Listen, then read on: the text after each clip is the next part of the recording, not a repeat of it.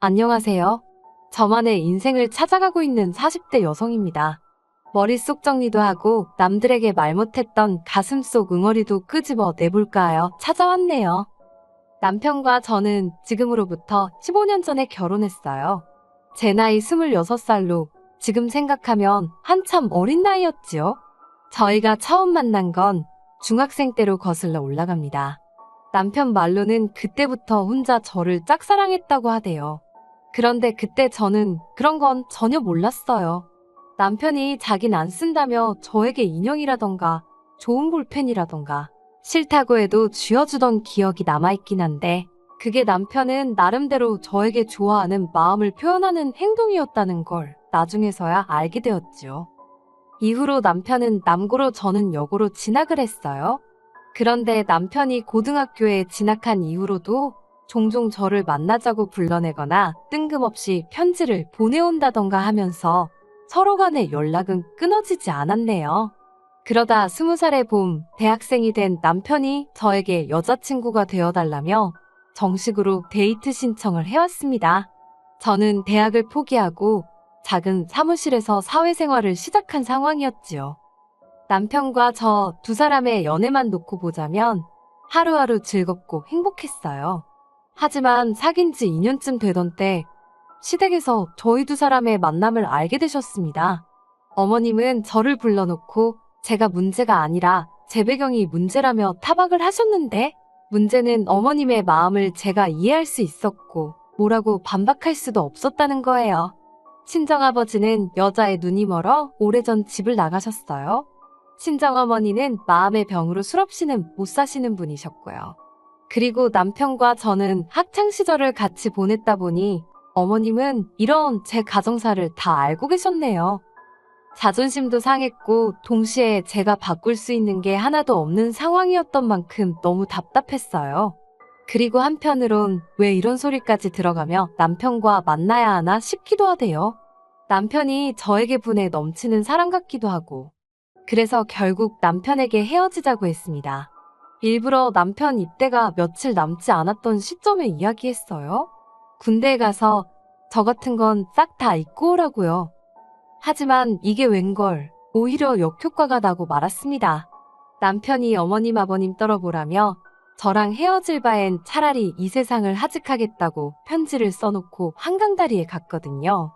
어머님 아버님이 제가 사는 곳에 찾아와서는 빨리 같이 가달라 하시는데 두 분 다 얼굴이 정말 하얗게 질려 있었어요. 그게 지금도 기억에 생생합니다. 결국 우여곡절 끝에 저희는 다시 만나게 되었습니다. 그때부터는 어머님 아버님도 저희한테 만나라 어째라 그런 소리를 일절 안 하시대요. 그리고 저희는 이후로 아무 문제 없이 꼬박 6년의 연애를 하고 결혼 이야기까지 나오기 시작했지요. 그런데 이 이야기가 어머님 아버님 귀에도 금세 들어갔더라고요. 어머님이 저를 부르시더니 정말로 결혼할 거냐고 물으셨어요. 그리고는 당신은 솔직히 저희가 이렇게 오래 만날 줄 몰랐고 저를 며느리로 드릴 생각도 해본 적이 없답니다. 하지만 남편이 저 아니면 안 된다고 하니 어쩌겠냐면서 대신 당신도 조건이 하나 있다 하시대요.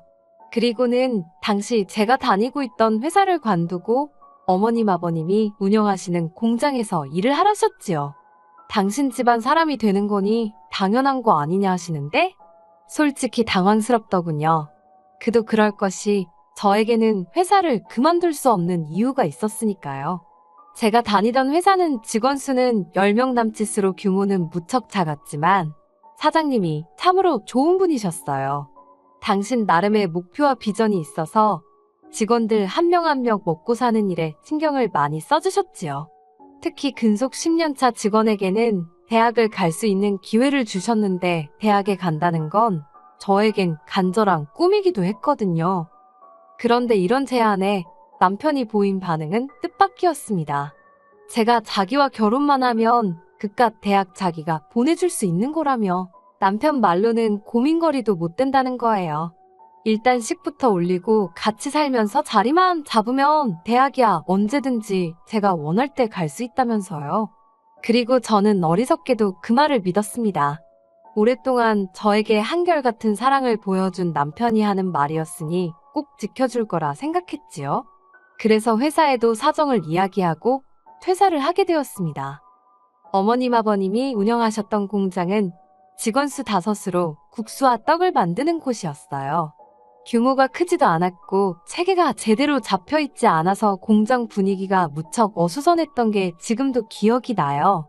게다가 저로서는 공장 일이 익숙치가 않아서 하루하루가 고되더군요. 하루 종일 뜨거운 김과 씨름을 하니 집에 가면 얼굴은 벌겋고 온몸은 땀으로 젖어있기가 일쑤였지요. 힘든 나날이었지만 그래도 불평불만 없이 성실하게 일했습니다. 제 부족한 조건들 전부 다 몸으로 때운다는 심정으로 이를 악물고 열심히 했어요. 그렇게 공장 일에 매달리다 보니 언젠가부터 대학 생각은 안 나더라고요. 생각할 틈이 없었다고 해야 할지 대신 공장에 욕심이 나기 시작했어요. 공장 주인이 되고 싶다 그런 것보다 책임의식이랄까요. 규모도 키우고 싶고 더 좋은 물건을 만들어내고 싶고 어떻게 하면 더 사업을 확장할 수 있을까 저도 모르게 그런 고민을 하고 있더라니까요. 그리고 이런 제 태도가 어머님 아버님 눈에는 꽤나 기특해 보였던 모양이에요. 공장에서 일한 지 8년쯤 되던 해에 아버님이 저와 남편을 불러놓고는 그간 고생이 많았다며 당신들이 은퇴하게 되면 공장은 저에게 물려주실 거랍니다. 그러니 앞으로도 제 거라고 생각하고 열심히 해보라는 거예요. 그리고 그 이야기를 들었을 땐 공장을 갖게 되었다는 기쁨보다는 어머님 아버님께 드디어 인정을 받았다는 사실이 감격스러워서 정말 많이 울었어요. 그리고 그때부터 저는 전보다 더 열심히 일했습니다. 전에는 단순히 재고 관리나 상품 생산에만 집중했다면 어머님의 말씀 이후로는 마케팅이라던가 품질 보완 같은 좀 더 사업적인 측면을 다듬어 나갔지요. 그리고 그런 저희 노력으로 공장은 새로운 설비를 4대나 들여오고 직원 수도 13명으로 늘어났을 만큼 규모가 커졌어요. 거래처가 늘어난 건 뭐 말할 것도 없지요. 직원들 모두 저를 사장으로 알고 따랐습니다. 그런데 굴러온 돌이 박힌 돌을 뺀다더니 아니 처음부터 제가 굴러온 돌이었던 걸까요? 지금으로부터 2년 전 있었던 일입니다. 남편에게는 위로 4살 많은 신우가 있는데 신우가 한국에 돌아왔어요. 신우는 미국인 남편과 미국에서 살던 사람입니다. 2년에 한 번 정도 한국에 와서 며칠 있다 가는 게 전부라 사실 몇 번 대화를 나눠본 적도 없어요. 남편 말로는 신우라는 사람 자체가 원래 자기밖에 몰라서 가족들이 어떻게 하고 살고 그러는지 관심도 없대요. 하지만 남편이 뭐라고 말하건 간에 저랑은 접점 자체가 없었으니까 싫고 좋고도 따로 없었지요. 그런데 그런 신우가 미국인 남편과 헤어지기로 했다면서 짐을 싸들고 한국에 온 겁니다. 그리고는 당연히 다른 곳엔 연고가 없으니 어머님 아버님 댁으로 들어가 살기 시작하더군요. 처음엔 어머님 아버님도 덜 적적하시고 좋으시겠다고만 생각했어요. 그런데 언젠가부터 신우가 걸핏하면 공장에 나타나 이것저것 참견을 하고 다니대요. 하지만 이야기를 나눠보면 알잖아요. 저 사람이 뭘 좀 알고 하는 소린지 그냥 떠들어대는 건지. 신우는 아무것도 모르는 사람이었습니다.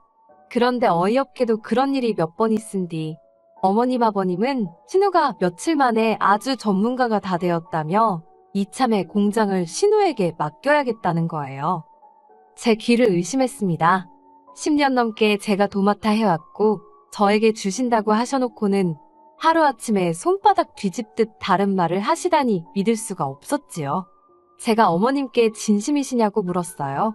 그러자 어머님이 제 손을 꼭 잡으시며 하시는 말씀이 신우는 당신에게 하나뿐인 딸이랍니다.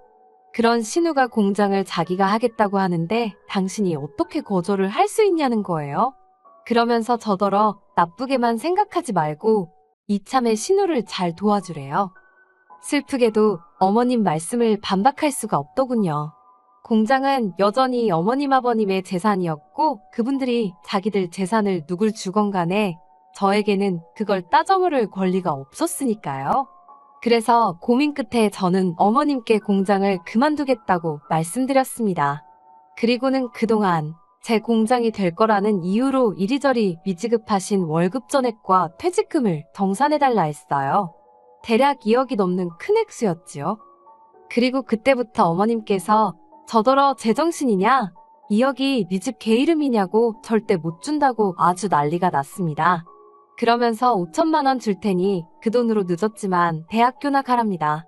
저더러 대학교에 가고 싶어서 환장해 있지 않았었냐고 이제라도 가라대요. 제 꽃 같은 30대를 전부 공장에 갈아 넣었는데 막말로 저를 어르고 달래셔도 부족한 판국에 5천 먹고 떨어지란 소리로밖에 안 들리대요. 그래서 법대로 하자고 했습니다. 2주를 기다렸는데도 가타부타 이런 방구 말씀이 없으셨기에 노동청에 신고를 했습니다. 여기에선 예전에 일하던 회사 사장님의 도움을 많이 받았어요. 회사를 나온 후에도 안부는 주고받으며 살았는데 막상 이런 문제가 닥치니까 도움을 구할 곳이 그분밖에 떠오르지 않더라고요. 그래서 염치불구하고 전후 사정을 설명하니 아는 노무사분을 소개해 주셨지요. 그리고 그때부터는 어머님 아버님이 하루가 멀다 하고 죽는 소리를 하시대요. 그래도 들은 척도 안 했습니다. 이 과정에서 남편과도 많이 다퉜어요. 남편은 저를 이해하면서도 어머님 아버님 일이니 이러지도 저러지도 못하는 게 눈에 보였달까요. 하지만 결국 저는 2억 2,500이라는 돈을 받아냈습니다. 남편 말로는 공장을 담보로 대출을 받아 주신 거라면서. 그런데 그때 남편이 저더러 지독하답니다. 그렇게까지 해야 되겠냐고요. 그런데 그 말이 제 가슴에 비수처럼 꽂히대요. 대학 보내준다는 말에 홀라당 넘어간 저도 잘못이었지만 생각해보면 그럴 능력도 안 되면서 공장 일이 얼마나 힘들고 열악한지 알았으면서 그런데도 나한테 회사를 관두고 결혼하자고 한 남편이 제일 나쁜 X처럼 보였거든요. 그래서 그래 나는 지독한 X라고 이참에 한몫 단단히 땡겨야겠다고 하면서 이혼하자 했습니다. 어머님 아버님하고도 한번 싸워봤는데 너하고는 못 싸우겠냐고요. 그렇게 저는 불과 몇 달 만에 가족이라고 믿었던 사람들과 전부등을 돌리게 되었습니다. 후회는 없었어요. 오히려 이렇게 될 줄 알았다면 처음부터 시작하지 말았어야 했다는 후회만 했지요. 저는 남편과의 이혼 과정에서 받은 아파트를 세를 놓았어요. 그리고는 있는 돈 없는 돈 전부 다 끌어모아서 대출까지 받아서 어머님 아버님 공장에서 멀지 않은 곳에 제 공장을 차렸습니다. 처음부터 이 생각으로 관두겠다고 하고 나온 거였어요. 계획도 없이 움직일 순 없잖아요. 그리고 제가 공장을 차렸다는 소문이 돌자 원래 어머님 아버님 공장에서 일하던 대부분의 직원들이 저에게 연락을 해왔습니다. 너무 감사한 일이었지요. 그리고 저는 그동안 제가 만들어 놓은 거래처들도 일일이 찾아가 상황을 설명하고 그들을 설득했어요. 다행히 대부분의 거래처들 역시 저를 보고 거래를 했던 것이기에 일은 쉽게 풀려갔답니다. 시댁에서는 난리가 났던 모양입니다. 하지만 공장 일이 어떻게 돌아가고 있었는지 제대로 알지 못했으니 그들 중 누구도 제대로 대응을 하지 못하더군요. 그래서인지 고작 한다는 일이라곤 제 공장에 쫓아와 상도도 모르는 X, 산업 스파이 같은 X이라고 욕을 해댈 뿐이었어요. 물론 이런 욕을 듣고 제가 가만히 있을 이유가 없었기에 명예훼손과 영업방해 등으로 계속해서 대응해줬습니다. 그러자 남편이 나서서는 그동안 정도 없냐면서 저더러 적당히 하라는 거예요. 아주 자기 집안을 망하게 해야 직성이 풀리겠냐면서. 그래서 제가 그걸로 되겠냐고 했습니다.